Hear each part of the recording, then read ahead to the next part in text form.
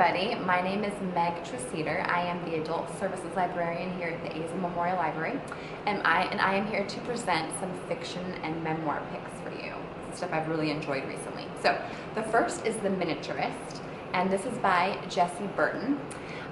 It is historical fiction with a bit of a mystery in it, and it is set in 17th century Amsterdam. And it's this young girl who has gotten married to a man that, of course, doesn't love her and doesn't know her very well. And she's also in the house with his very, morally upright, overbearing sister, and their two servants. So, as a wedding present, he gives her a cabinet, and inside the cabinet is a miniature reproduction of her new home. And he tells her, you can outfit this and furnish it as you see fit. So she employs this miniaturist to do just that. And it's a little bit spooky because the miniaturist starts sending her these objects that kind of predict the future. And lots of drama happens. I was frustrated with the book at the beginning because as the reader, you know nothing. And that got old to me. But I found myself having the impulse to keep grabbing it and seeing how it all played out at the end.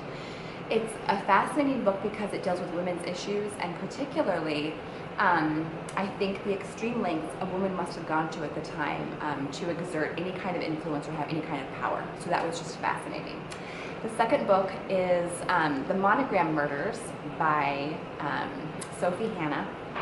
And that is, the Agatha Christie estate actually approved the publication of this book. It's a new Perot novel.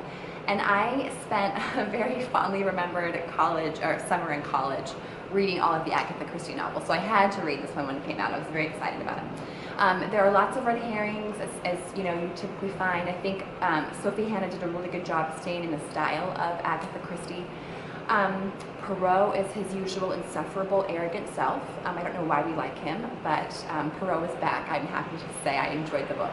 So the third one, 2 a.m. at the Cat's Pajamas by Marie Helen Bertino.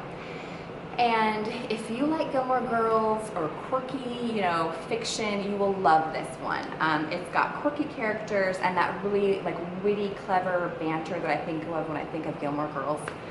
It's about a young girl whose mother has recently passed away, and she wants to grow up and be like her, and she wants to be this famous singer. So even though she's incredibly underage, she wants to go to this local jazz club and find her, get her big break. And so that story you have going on, and then you have several stories going on concurrently. And they all kind of converge on this one night at this one jazz club. So it's just a very fun book. So next is Dennis Lehane, The Drop. And I chose this one. I hadn't read him before. And of course, The Drop was a movie that came out, I think, 2 or 3 months ago.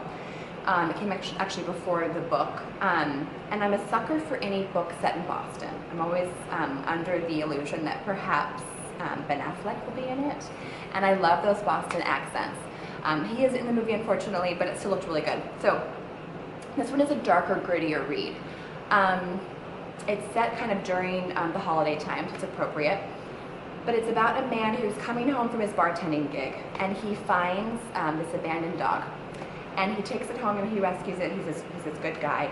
And because of this, damaged woman, a psychopathic murderer, and the Chechen mafia all end up at his doorstep, which is ridiculous.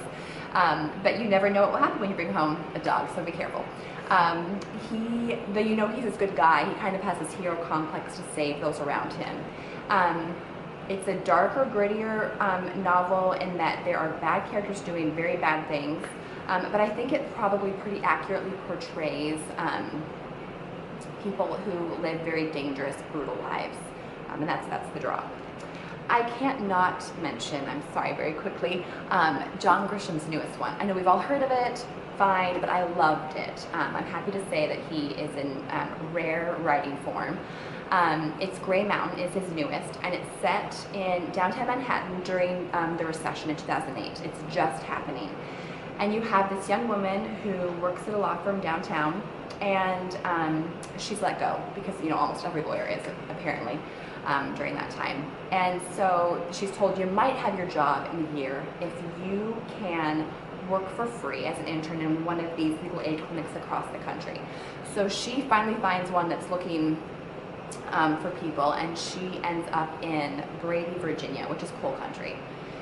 And it's a good novel in that it's very relevant today. There are lots of environmental issues in the novel because of all the mining that takes place in these towns and the issues that result as a consequence.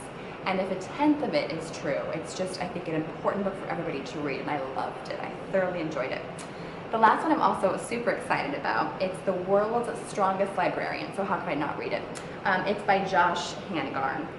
And it's about a Mormon librarian with Tourette's who is so strong he can literally bend frying pans. So if that doesn't grab you, I don't know what will. I loved it. It's his memoir of how he's able to overcome almost, impossible odds